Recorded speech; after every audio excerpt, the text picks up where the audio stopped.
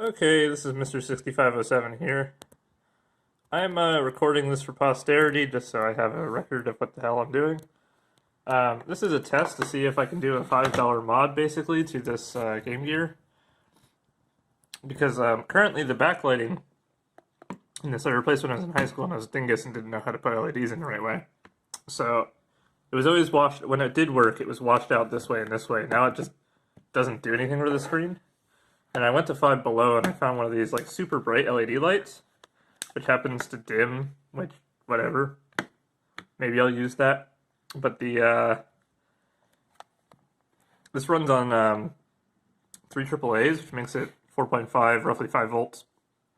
Which means it should just drop right into this, especially since it's smaller than the screen. And I think a lot of the thickness on this is just the whole batteries anyway, and my diffuser. So my thought process is, if this can just fit behind the screen, we can lay it in that little tray in there and maybe make it work. So I'll get back to you after that idea. So it feels like an episode of Poundland or something. Basically, this whole thing folds open on the weird LED. I've never heard of LED radiation. Okay, this is weird to me. Lasers make radiation. LEDs just make light. I don't understand what's going on here. I need to look up what the hell a class 2 LED object or like thing is. I think it's just to keep kids from staring into really bright LEDs. Excuse me. I'm coughing up my lunch. So the LEDs are just like glued into this backing plate here. And then they just kind of go into this strangely cheap but useless potentiometer. Like, unless I would just buy these for this switch potentiometer.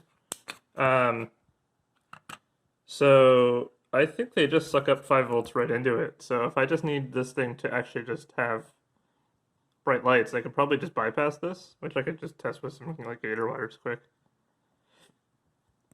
So let me go get some gator wires and we'll try it out. Okay, so in hindsight, I'm not sure why I would need gator wires for this. I could just short it with literally anything because it's 5 volts. Cool. Oh, I thought running off LEDs off of a dimmer was a really bad idea, but I guess not.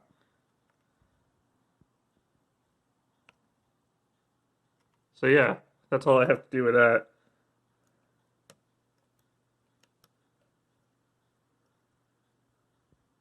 I might just keep that potentiometer and ohm it out and figure out what it is once I get this out of here. So I gotta cut this, cut the leads off of here, and then take these 2 leads, and then figure out what my power connections were inside of here, double check that that was 5 volts, and then go from there. It should be 5, because it comes off of, yeah. If I remember correctly, it's 5 volts. I'll also find out if a potentiometer or a capacitor is exploded in this too by the time I get back into here, because I haven't replaced every single one, just the sound ones and some random ones I found. And this is like my first soldering project when I was a kid, so yep. I'll open up the Game Gear and I'll get back to you. This is also a PSA right here. If you leave your batteries in your Game Gear, it's gonna corrode pretty hardcore on the inside. So I'm gonna clean that out. I don't think I have any vinegar, but I've got rubbing alcohol and it's just surface black, probably, hopefully. It's not on the circuit board or anything. So see that, and then, so let's document the wiring I got going on here. So this is the old location of, wow, look at that bodge there. Holy crap, Kyle. High school. The, actually almost middle school, 10th grade or something. This is where the transformer used to sit for the high voltage for the original backlight. And then what I did was I hot glued the crap out of some LEDs and stuck them inside of here. But these LEDs I did fry almost at one point, not having the right thing because I wasn't doing math and didn't know what the hell I was doing. And I came back in here at some point and like put in this resistor and hot glued it and like stuck all this tape on here to make it look nice. This is like phase 3 of this. The goal is that if I can, to take these lights and then fit them against either side of this high voltage like cover box deal right here that used to hold the old fluorescent tube and clean up the crap that I did back then. I don't think any of these caps are pretty bad either. Like this 6.3 guy, he's fine. A lot of these die without really telling you though. That's kind of one of the other issues. Because they were well sealed, they were just bad electrolytics in the center can. So here's an idea of what it looked like before, barring the light. So you can kind of see what's going on the screen, but like, it's nowhere near actually like usable because the viewing angle is like sitting flat on a desk, and that's the contrast literally all the way up. So let me try. So this is with the actual light here, and it just feels like I have much more colors. So I'm sitting it directly like on the LEDs, so like it'd be more like that. And that's like much more achievable with fully bright LEDs.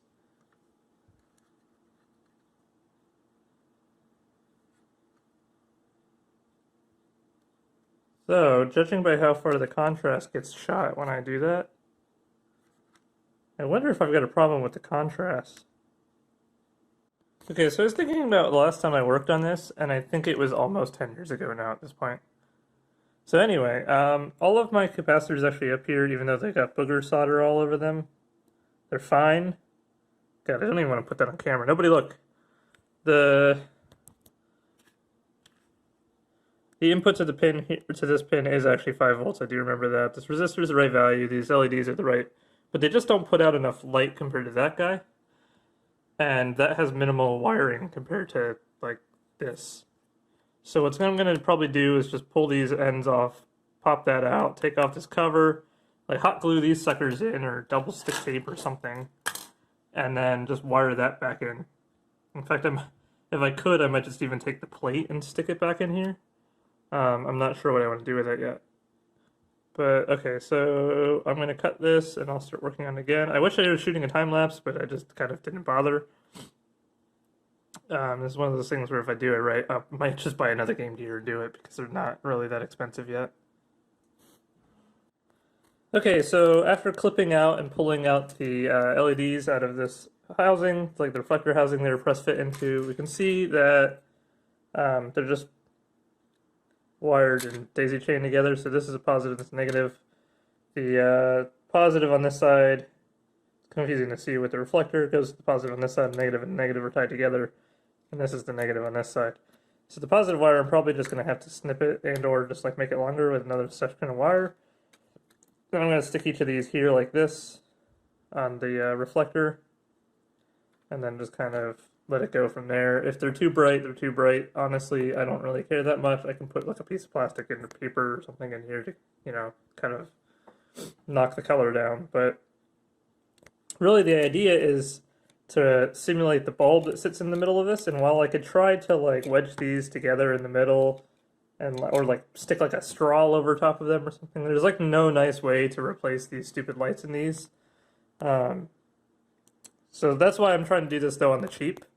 So on the cheap is still better than spending $140 for a new screen and all the circuitry to convert this to digital just to get a nice screen in it. I mean, at that point I could just like build a retro Game Gear converter or something for like the Master System. Okay, let's check this out. On the other end here, we've got this guy unhooked. That wire broke off, which sucks to my ground, but whatever. The entire thing's a ground plane.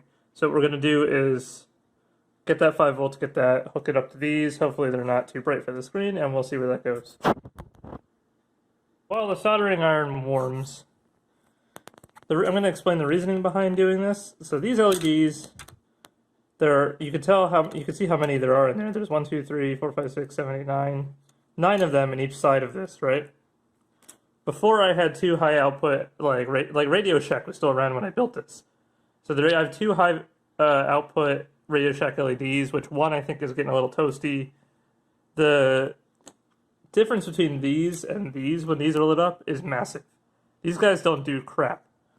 These spread the light out across like a wide array, and they're meant to work on 5 volts to begin with. This, you have to do all the mental math and all the gymnastics that makes making stuff fun, but in comparison to an original like tube, like the fluorescent tube was inside of this thing, this is a much better thing, and it's cheaper and faster to do. Okay, I'm back after a lot of figuring out. So this is what I've got currently. This looks way better than it did. The viewing angle is almost, at least it's 90 degrees to the screen now. Before you had to view it like here to actually see it. So what I've done is I've got a piece of paper, which is a Keysight sticky note for now, sitting over top of the 2 lights. And then the lights are sitting on top of the screen like that, which that's just screwed up the game when it was running.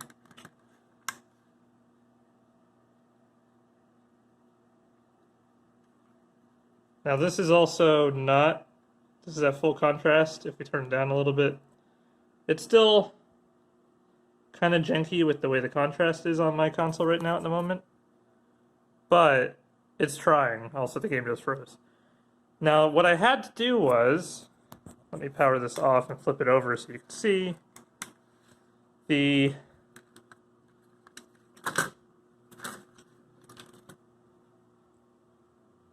I had to connect the same wires as they would be, but it turns out that the power circuitry actually in the Game Gear, I'm going to wait till the clock is done. So if you flip this over, you can see that I have my green wire, my white wire coming out. Those are my power and my neutral. That's my power and my ground. It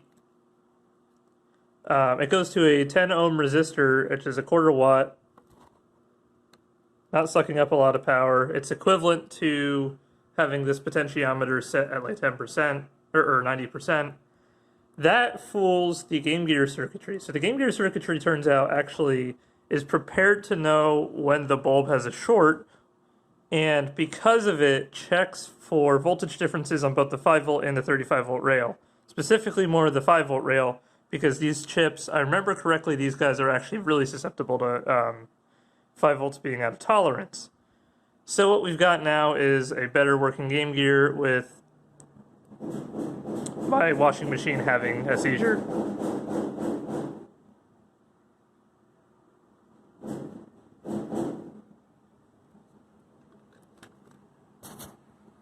Okay, I apologize for the washing machine in the background. So what's going on is I just trimmed the diffuser in the back, and I'm going to put this thing back together and button it up. There's something else I can really, or I really need to do inside of here. So the next shot should be it closed and playing. I might want to do a paper write-up on this so that people can actually follow it. But it's a pretty simple operation, and it's much better than using 2 dime store LEDs from like Radio Shack or something. Okay, so we got it back together.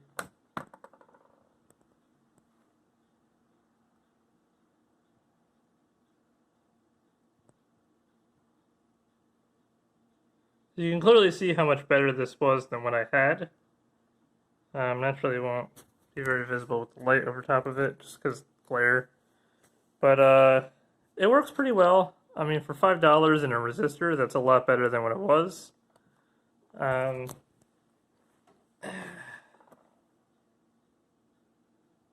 You can kind of still tell there's some issues just kind of with ghosting on the CRT, but I don't think it's that bad.